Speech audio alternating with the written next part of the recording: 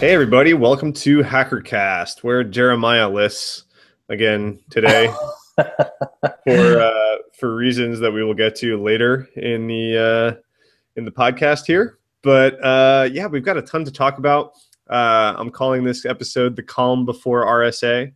That's really what it is. But yeah, I mean, just get ready for all that cutting edge content that was due 6 months ago to the committee for review.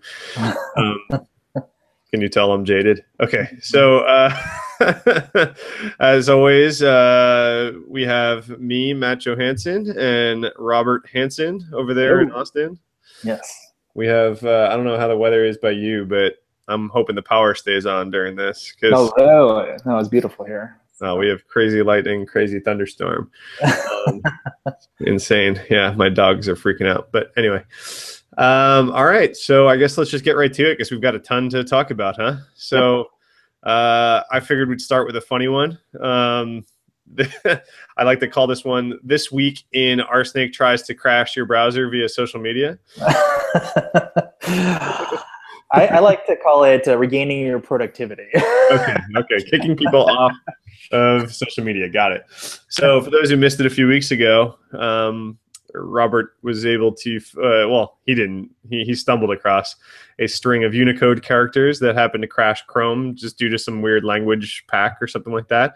And this week, there is a certain character length limit to these URLs that crashes Chrome. And of course, Robert put the link on Facebook. Well, well, I like to experiment with other people's ability to keep their browser live. Chrome is a particularly interesting thing to mess with too, because people use it. They use Facebook and Twitter for work for some reason. I still haven't figured out why. But my general take on things, if you're using Facebook for your job, you probably need to find another way to communicate if that fails for some reason. Yeah, I have no idea. Anyway, I don't think anyone got too mad at you this time because you actually had to click the link. Yes, you didn't just crash your browser when you were browsing Facebook like last time. But yeah, this one was kind of funny. Anyway, do you want to talk about why it crashed your browser? Does it matter? No, it's just it looks like a regression. It didn't affect previous versions, doesn't affect Aviator, so it looks like it's just this particular version that's a regression. So no big deal. Probably be fixed in the next version. Gotcha. Cool. It didn't crash my browser. I don't know. It only affects some, and I was up to date, so I don't know. Yeah. But anyway, okay, yeah. So next we have it is the season, the most wonderful time of year for some of our buddies over at Verizon. We call it DBIR season. This is the Verizon Data Breach and Incident Report. So for those of you who are in InfoSec, if you're listening to this podcast, I'm going to go ahead and say it. The DBIR is required reading if you're listening to this podcast. It is, they put it out every year and it just gets better every year because they get more and more data partners every year. So for those of you not familiar, Verizon collects all this data from all these different sources about data breaches, like actual incidents, like when people got hacked.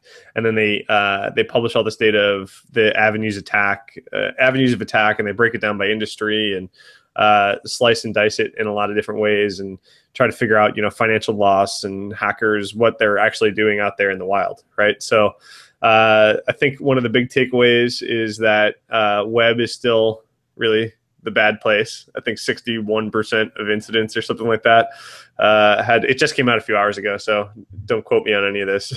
We're web related. And that also something I'm seeing a lot of people talk about is that, as it is a surprise to nobody, unless you're selling some sort of mobile security, is that incidents aren't happening via mobile devices at this time that actually cause data loss. So yeah, go check that out. The team over there works on that like crazy, and they have a really smart group of guys and gals who make all sorts of very cool infographics and represent the data in really cool ways. Have you gotten a chance to look at it yet, Robert? Or not yet. Today's been busy, but it's very next on my to-do list. Yeah, I think Jer was tweeting some stuff. Here, let's pull out some quotes. Right, so nearly 50% of users open emails and click on phishing links within the first hour. And the other 50% are at lunch. Yeah, exactly. Let's see. For financial services, web apps are the second leading cause of incidents, just behind crimeware. Same thing in the information industry, whatever information bubbles up to. This is, the industry breakdowns are kind of weird. Yeah, 61% of incidents exploited via web app were attributed to activists, 20% to organized crime. Here's a cool one. 75% of attacks spread from victim 0 to victim 1 within 1 day, 24 hours. That's kind of cool. Mm-hmm. As far makes as, sense, you know. yeah, spreading internally. Yep. Yeah, I mean, there's tons of cool stuff like this in there. You should definitely check it out. All right, Robert, this next one we were talking about while we were getting set up here with our video, and I had my hand over my face trying to read it. What is this password confessional about? Yeah, apparently Intel owns this business unit or something called TrueKey, and they had this terrible social media campaign that basically says, tell us all your terrible passwords, or like either your password or like how you picked your password or why it's bad or whatever. And so they said, you know, do this on social media with this Twitter hashtag. So it's very easy to go and search for all these people's terrible passwords, and you know, then it's associated with their accounts and, you know, their names and stuff. So it's actually extremely easy to figure out how to break into all these people's accounts. Probably one of the worst social media campaigns I've ever seen. This is the face palm of the week. Yeah, we just need this like section. But you guys have to go, anyone listening, you have to go check this out. It looks like Pinterest, but of bad password. Like, you're scrolling through and it's like all these live fed in tweets and stuff of people's passwords. Like, people are just tweeting, oh, my password is password, and then you get a free account to this thing or whatever. Or like, oh, I never remember my password, I am always clicking forgot. Like, there's all this stuff. I can't believe it. And like, why they chose the bad password. So even if they like redo their password, you know, their thought process on making a password. Yeah. Anyway, okay. Yeah, unbelievable. All right. A more serious topic. This one was pretty cool, and this one's right up your alley. You actually have a keynote at AppSec California about this whole topic, which everyone should go watch. It's really cool. And you just wrote a blog post about privacy advice for all different groups of people. So this is kind of timely. Mm-hmm. We can link to all those in the recap. But what happened? There's this is out of the echo chamber. This is Washington Post article about security versus privacy as encryption is spreading. What's this all about?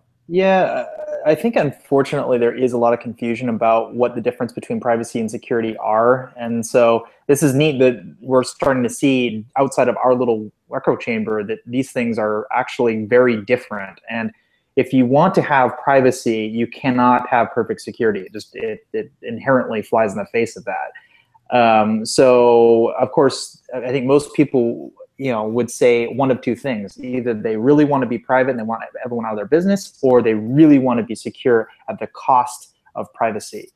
And so the government believes, or at least partially believes, mostly believes that it's better to de-anonymize people for the greater good of security.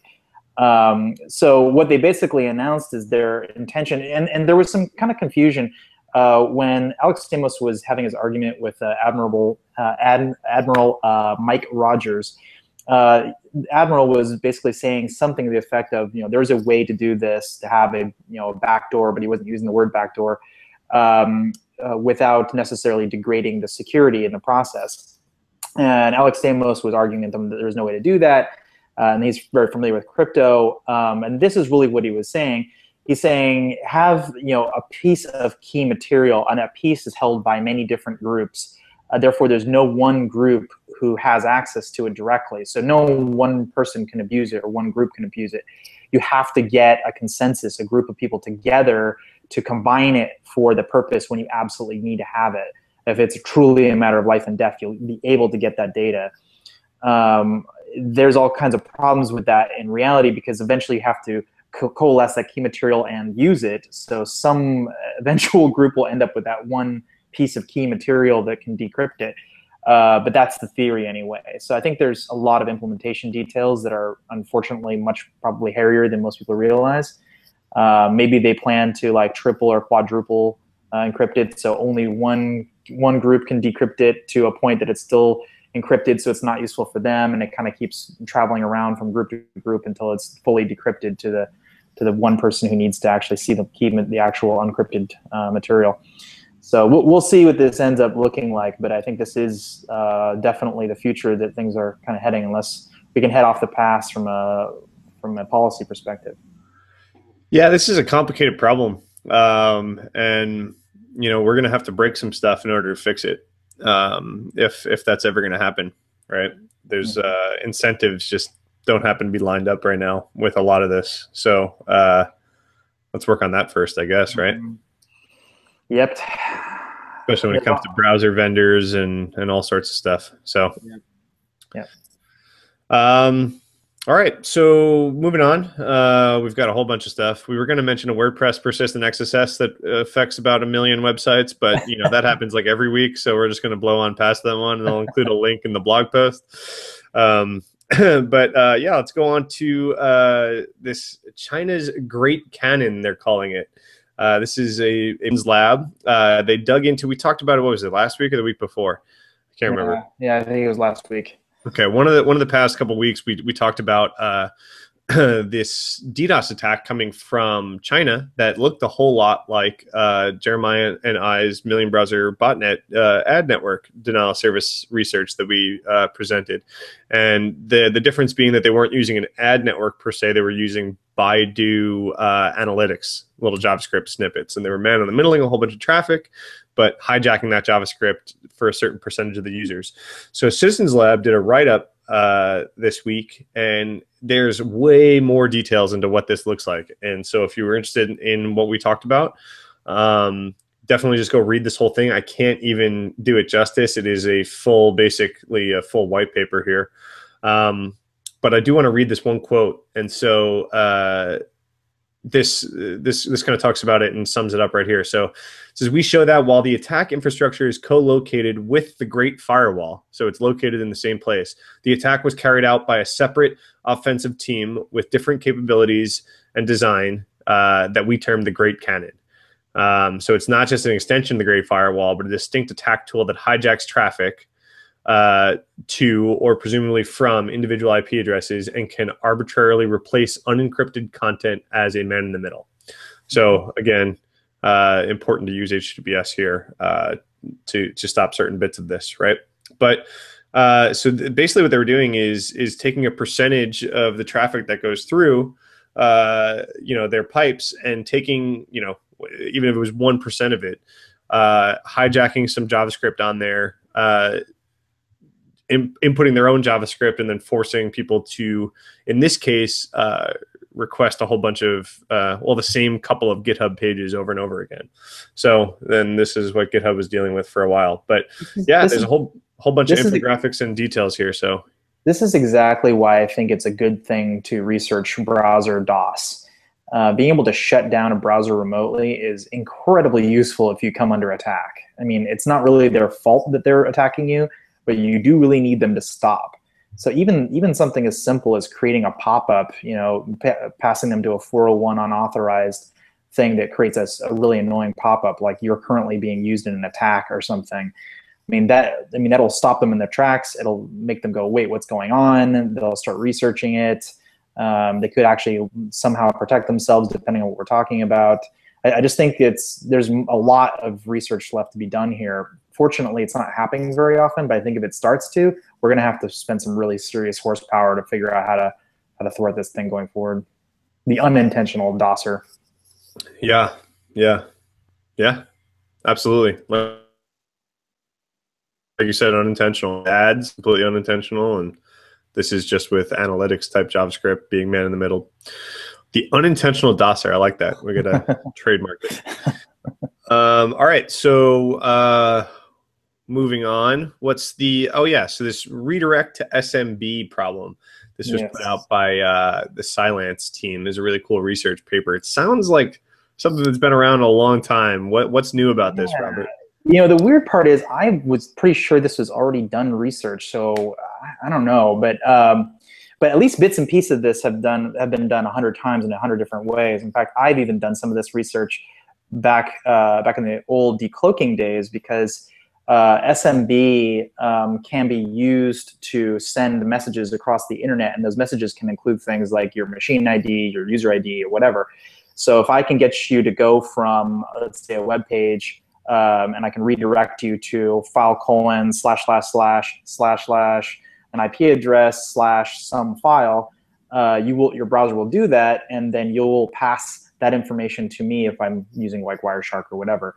So what they figured out is that if that internal company is using NTLM, not only will it pass them that stuff, but it'll actually pass them their actual username and password. Which I could have sworn, I've done this research before, and I could have sworn other people have done it too. So I was actually shocked that it was still a thing. In fact, mostly I thought like Soho routers and commercial routers, firewalls or whatever, pretty much for the most part just blocked SMB outbound to the internet, because there's really no reason to have it being sent out the internet, at least not by default. So apparently not. Apparently every version of Windows is vulnerable to it, and it's a really hard problem to fix from their perspective. But browsers could do something smart, like anytime you see a redirect from HTTP to SMB share, block that or create a warning or something before it gets sent. That might solve the problem. Yeah, so I think that this paper looks like it's broken into original attack and then increased attack service. So I think that might be what you're referring to. Yeah. But some affected applications include some little known apps such as Adobe Reader, Apple QuickTime, Apple Software Update, which updates iTunes, Internet Explorer, Excel, antivirus, Norton, AVG, Bitdefender, Komodo, yeah. Security tools, .NET, Reflector, Maltego. Maltego is affected. Developer tools, GitHub for Windows, that's bad. Yeah, all sorts of stuff. Okay, great. Attacking AVG via ARP poisoning is in this white paper. Yeah, they actually created some pretty cool tools as well in that process of doing that research. So definitely go check that out. It's a pretty neat. They did a very thorough job of explaining what the problem is, and more importantly, I think there's some extra stuff in there that could be useful for other types of research as well. SMB Trap and SMB Trap man-in-the-middle proxy are some of the Python tools it looks like they were using that they created. Yeah. Cool. Yeah.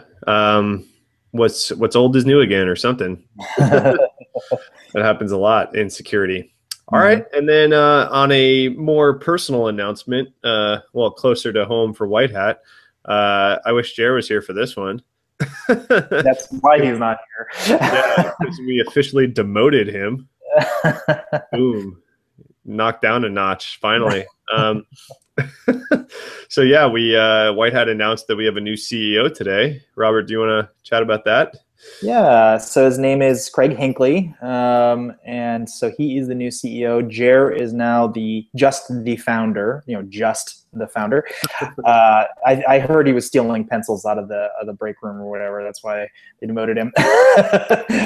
No, but so Craig is got quite a background in computer security, LogLogic. He did some stuff at HP, Cisco. Very first day he did a backflip in front of the whole staff, which was pretty hilarious. So quite a character. So lucky to have him. Yep. And then Jer, if Jer was on this podcast, you would have seen him just smiling through this whole story, because he can near permanently close Excel for a few days or something. So. And PowerPoint. Well, PowerPoint, he's got RSA coming up, things like that. That's true. That's true. But he's not, doing the boring run of business stuff. More like, hey, let's innovate this product or something. Yes. So. Cool. So I think that's it. Did I miss any? I think you got it. I think I got them all. All right, everybody.